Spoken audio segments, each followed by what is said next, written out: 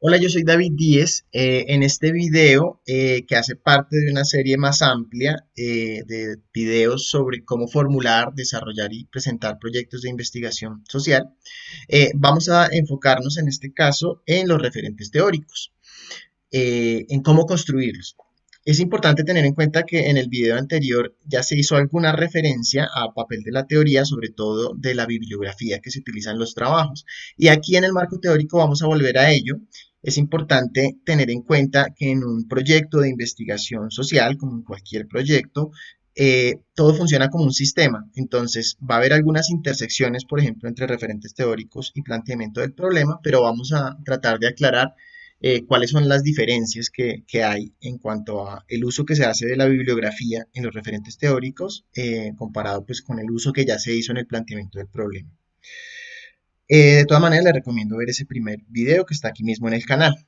Bueno, para hablar de los referentes teóricos, voy a tener en cuenta básicamente 5 aspectos. Uno, para qué sirven. Dos, de qué se componen. A partir de qué materia prima se elabora y algunas excepciones de formatos que piden que se incluya también el marco contextual. Voy a poner un ejemplo al final, tomado de mis investigaciones, de un par de investigaciones. Por eso les pido que si quizás algunos puntos del principio quedan confusos, verifique el ejemplo, pueda ser más claro. Si no, pues de todas maneras me pueden poner sus comentarios para tratar de aclararles dudas. Comencemos entonces con la función. ¿Para qué sirven los referentes teóricos? Bueno, la respuesta depende del paradigma o la perspectiva desde la cual se oriente la investigación. Si ustedes no tienen conocimiento a qué se refieren los paradigmas, que es un concepto que utilizan autores como Habermas, les recomiendo que, bueno, pueden leerse directamente a Habermas, pero la verdad es un autor duro de leer. Mi recomendación es que comiencen por una autora que es comentarista de Habermas, una investigadora colombiana. ¿Qué ventaja ofrece?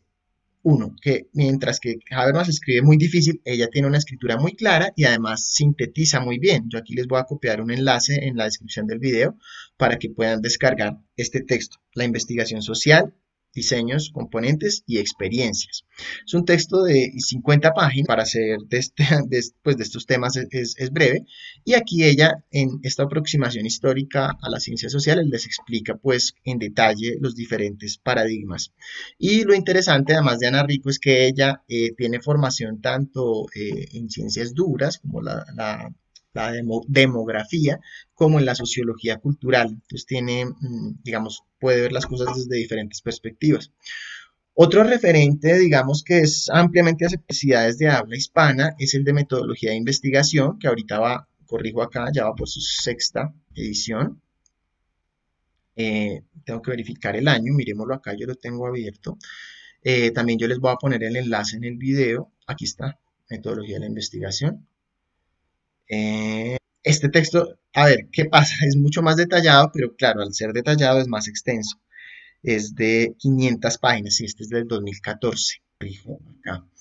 Es mucho más extenso, como les digo, pero como tal, más detallado. Hay que tener en cuenta además que ese texto se especializa mucho en cada uno de los enfoques cuantitativo y cualitativo.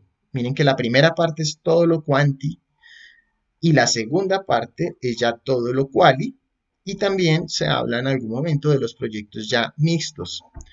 En el caso de lo que yo les voy a presentar, la verdad, pues me baso más en mi enfoque cualitativo, pues pues yo soy antropólogo, trato de darles un panorama general, pero pues es innegable que mi énfasis es más cuali. Bueno, una síntesis de los paradigmas que existen y según cada paradigma, para qué se usa el marco teórico. En el paradigma empírico-analítico o positivista, que es el más dominante, el marco se utiliza sobre todo para pararse de grandes teorías a partir de las cuales se postulan y se verifican leyes. O sea, sobre todo aquí se busca establecer hipótesis a partir de estudios previos que le permitan a uno comprobar o no si algo que ya se ha investigado antes y ya se ha propuesto como una teoría se cumple o no en determinado escenario. Hay un segundo paradigma, que es donde me ubico más yo, es el histórico, hermenéutico o interpretativo. Aquí más que grandes teorías, hay otro tipo de tema, teoría sustantiva, que son, digamos, teorías referidas a contextos mucho más específicos, por un lado, y que usan conceptos que son orientadores. Es decir, yo en un marco teórico de una investigación cualitativa puedo comenzar con unos conceptos que en el camino se van ajustando, pues no digamos un cambio total de tema, pero sí unos ajustes en términos de los conceptos o incluso de los autores o las perspectivas que uno utiliza para tratar de comprender o interpretar un fenómeno determinado.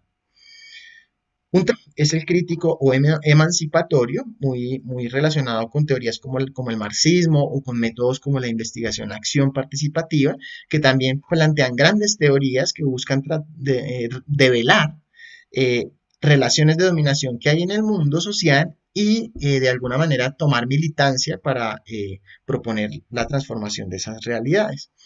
Estoy de acuerdo con Rico en que en la actualidad funcionan mucho mejor las teorías sustantivas de nivel intermedio y que son modificables, sobre todo porque cada vez más los estudios que se hacen son interdisciplinares entre diferentes disciplinas. Cuando varias disciplinas están dialogando sobre un tema, los conceptos no están, digamos, tan verificados como en otras áreas que ya están comprobadas leyes o cosas así, sino que, digamos, son más provisionales y están en constante cambio. En cualquiera de los casos, sí es importante tener en cuenta una diferencia entre el uso que se hace en el marco teórico de la teoría y la referencia que hay a la teoría o a la investigación en el planteamiento del problema. En el planteamiento del problema ustedes ya deben haber citado autores que les permitan justificar que lo que ustedes están haciendo aporta nuevo conocimiento, aporta algo que no se sabe o lo hace desde una perspectiva que no se haya utilizado antes o en un contexto nuevo. ¿Mm?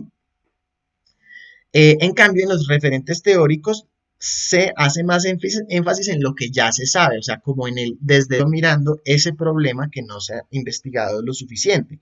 Cuando digo desde dónde es desde qué perspectivas en escuelas o autores, y aquí es importante que ustedes den cuenta de los debates. Aquí voy a poner entre paréntesis debates, porque resulta que en ciencias sociales no es como las ciencias duras que llega una teoría y después otra la reemplaza, o sea, así como Einstein, digamos, rebatió a Newton, sino que aquí en ciencias sociales hay como paradigmas en disputa o en pugna, ¿sí? O en conflicto. Entonces es importante que como ustedes no saben quién les va a evaluar su trabajo, ustedes al menos expresen que son conscientes de esos debates y que toman un partido o más bien se apoyan en autores y justifican por qué están de acuerdo con esos autores.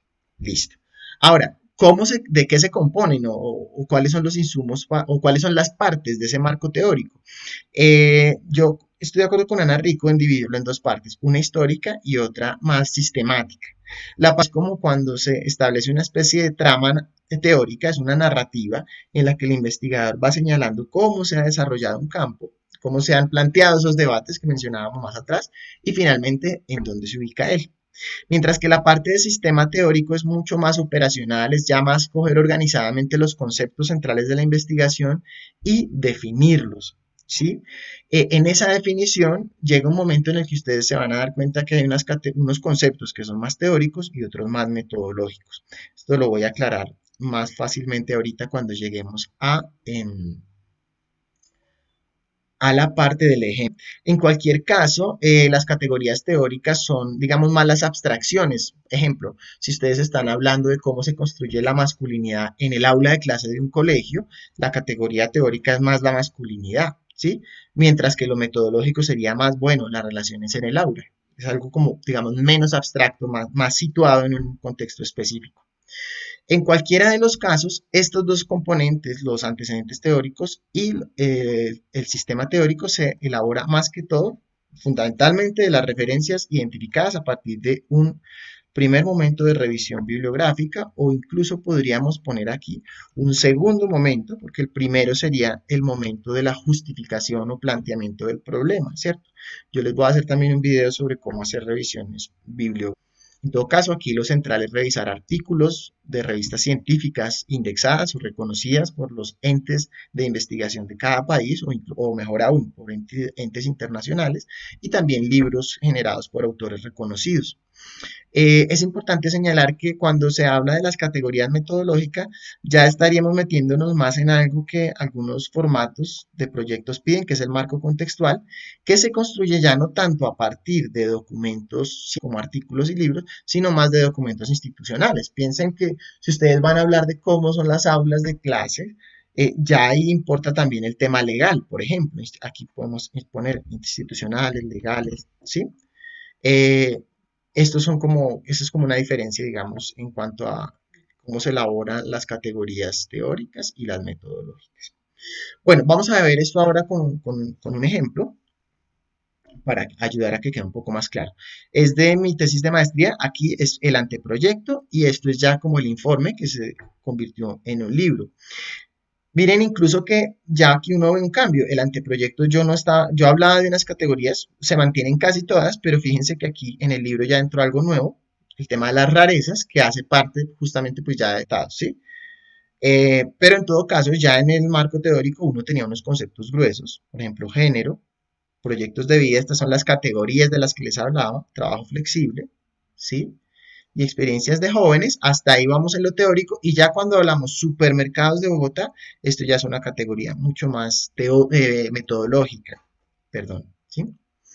Entonces, para que ustedes puedan acceder a ese anteproyecto y de alguna manera tener un referente, pues no perfecto, pero pues que les puede servir, les recomiendo que se inscriban a Academia, que es una red social de investigadores totalmente gratuita. Bueno, si ustedes quieren acceder a Premium, que tiene unas, pues ya tendrían que pagar, pero yo personalmente uso la versión gratuita y me sirve mucho, tanto para subir mis trabajos como para conocer los trabajos de otros investigadores.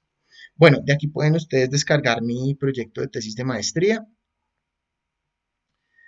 Vamos a ver en ese proyecto que de acuerdo al formato que en este caso particular exigía la universidad, el primer momento del marco teórico, aquí ellos lo denominaban balance bibliográfico. En ese balance bibliográfico podemos asimilarlo al tema de la trama teórica, de los antecedentes históricos, perdón, en los que ustedes van contando cuándo se comenzó a hablar de un tema, en este caso la investigación sobre jóvenes, ¿cierto? Y miren que aquí es muy importante artículos que se llaman de revisión. ¿Qué es un artículo de revisión? Son textos en los que un investigador sintetiza otras investigaciones, un conjunto de investigaciones en un campo. Miren, y se suele llamar también estado del arte, o revisión bibliográfica, o revisión sistemática, abordan ciertos periodos de tiempo, pues esto ya está desactualizado, pero pues mi maestría fue pues, ya hace bastantes años. Y ustedes al leer esas revisiones, pues tienen un panorama global que les permite hacer ese pues recorrido histórico.